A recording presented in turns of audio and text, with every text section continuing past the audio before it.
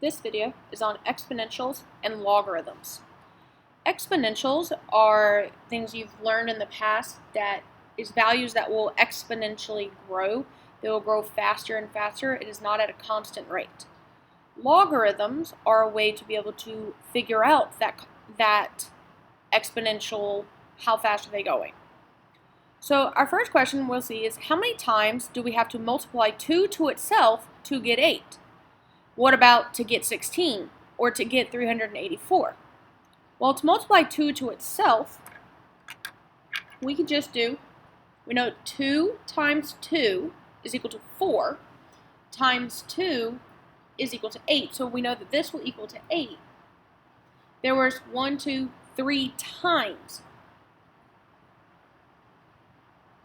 So if it's 3 times as an exponential, this would actually be written as an exponent. It would be written as 2 to the third power because it would be 2 cubed. So what if we wanted to get to 16? So if we already know 2 cubed, or 2 3 different times, is 8. Well, if I multiply that by 2, I get the 16. So this would be 2 to the 4th. To get 16 would be 2 to the 4th. But what about 384?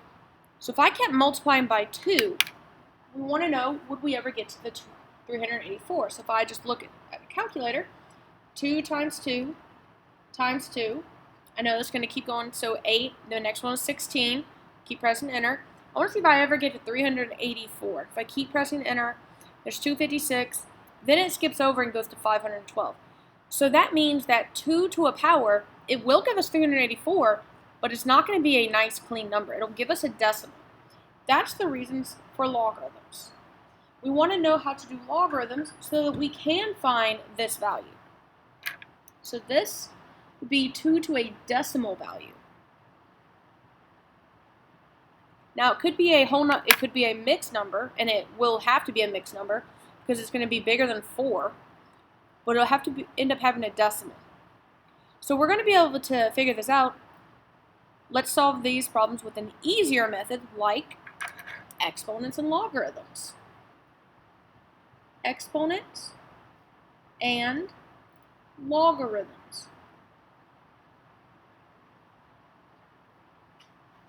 Now an exponential function is written in this form. B to the x is equal to a.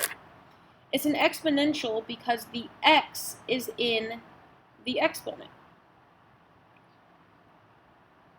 Because the x is the independent value. B will be a base, it'll be a number, or it could be another letter, but it should generally be a number, so like 2. But if I keep the 2 as my base, I can continue to change my exponent, because that's my independent variable. I'm going to change that. My dependent variable, my a value, is what we get out of that. So 2 to the 4th is 16, 2 to the 3rd is 8. But the base stayed the same. The exponent is what changed. This is an exponential. Then we have logarithms. Well, a logarithm also has a base of b. It's the same b as here. But it no longer has an exponent in it. This is the logarithm. These are inverses of each other. So if we cannot figure it out using the exponential, we would use a logarithm to figure it out. So this one, 2 to what power gives us 384? We don't know. We would use a logarithm to actually figure this out because we want to know what exponent it'll be. I can't figure that out from here, but I need my x value, so I would use logarithms. So let's just look at a general form, at the graphs of them and what the equations look like again, just to make sure we understand what it all is. The general form would be y equals, if we were going to graph it. The values that change is still all equations have that a, h, and k because it's the transformations. We still have that a value. But then our base, b to the x, that's our base value. Then we have minus h, but that's up inside with that x, with the exponent. And then we still have plus k at the end. So this is still talking about our a, h, and k, our transformations of our function. So our a, again, tells us if it's a reflect over the x-axis. We have a left and right, and we have an up and down. So we need to know these so we can find our domain and range. A logarithm, again, using this format, we're going to make it look like this. We're going to have a y equals.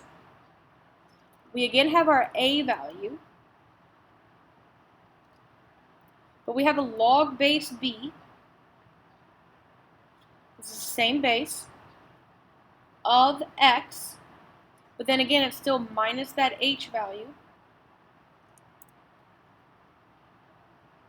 because that's all the same as we've always had. And then we have plus k. So the reason we want to know that is for our graphs. So if I were to draw a basic graph, have my x and my y axis, a graph of an exponential looks something like this, where it's very flat and it keeps going forever, but we don't cross that axis if it's a basic b to the x. It won't cross that axis. It will have an asymptote at a very specific value. But an exponential will go pretty flat. It'll never actually hit, it'll never keep going down. It will keep going to the left. But then this side will go up quicker and quicker each time. It'll still keep going to the right. So the domain for an exponential will be negative infinity to positive infinity because it does keep going from the left to the right. But the range will be different. Generally, as long as your a value is positive, which it generally will be for exponentials, you will have a range going up forever. So it will have a positive infinity. But your range will have what's called an asymptote. An asymptote is where it approaches, but it never crosses. It's going to be at that k value. Whatever that k value is, it'll never actually touch that k value. So that's why it's going to be an open bracket, because it never reaches it. Then to positive infinity. So I'm going to make a little note. It has an asymptote, asymptote, an asymptote at k. Again, an asymptote is where it's going to approach that line. It's going to keep approaching that x-axis here, but it'll never touch it nor cross it. So that's why it's going to be an open bracket and not a closed bracket. So if we were to graph the logarithm, logarithms and exponentials are inverses of each other. So that means that this graph for the logarithm should actually be this graph reflected over the line y equals x. A logarithmic graph will look something like this. It's fairly flat along the y-axis, but it curves and it keeps going quicker and quicker towards the right. So this time, because they're inverses, our domain and range have changed. The domain on the exponential was all real numbers. Now, for the logarithms, it won't be. But we can't just switch it with the range, because this one had a asymptote at the k. The domain is different here. That means that the asymptote for the domain will not be on the k value. Domain will go with the h value. So your domain has that asymptote at the h value. So an open bracket, then it's your h value. So you have to make sure that you solve for what that h is. There can be multiple numbers in here. You have to make sure that you solve and figure out what that x value is to have that asymptote. And then it will go off to positive infinity. Again, as long as your a value and your x, the number inside with your x, is still positive. So the transformations will still affect our domain and range. Our range is, in fact, still going to be from negative infinity to positive infinity, just like the exponential domain was. So it does still flip, just like regular inverses do, because we still have the negative infinity to infinity, and we still have asymptotes then to positive infinity. The only difference is that the range has to go with the k value, and domain has to go with the h value. So on this one, it has an asymptote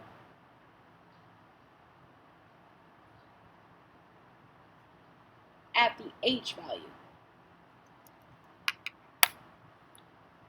And we can see that these would be inverses of each other just with the graphs, because if we were to graph the line y equals x, this line y equals x, and if I graphed it over here as well, these graphs would be reflected over each other. These graphs would have to reflect over each other, over this y equals x, and they would end up touching. So they are inverses of each other. We want to be able to convert them and to solve using exponentials and logarithms by doing the inverse operations. There is a helpful hint for rewriting or just converting them, because sometimes you can just convert them to solve. You don't actually have to do a complete inverse of it. So a helpful hint for rewriting or converting so that you can do something quick is that in exponentials and logarithms, the base is always the base. So whatever the base is, and whichever one you are given first, is always going to be the base in your converted part. So the base is what's in an exponential is what's holding up the x, and the base on a logarithm is the base of the logarithm. The other thing you want to remember is that the exponent, whatever the exponent is on an exponential, never touches the log. So what that means is if you already have it in a logarithm, whatever's not touching the logarithm, whatever on the other side of the equals, is what's going to become your exponent. So again, the base is always the base, and the exponent never touches the log. We will be finding domain and range as well as asymptotes and converting using exponentials and logarithms.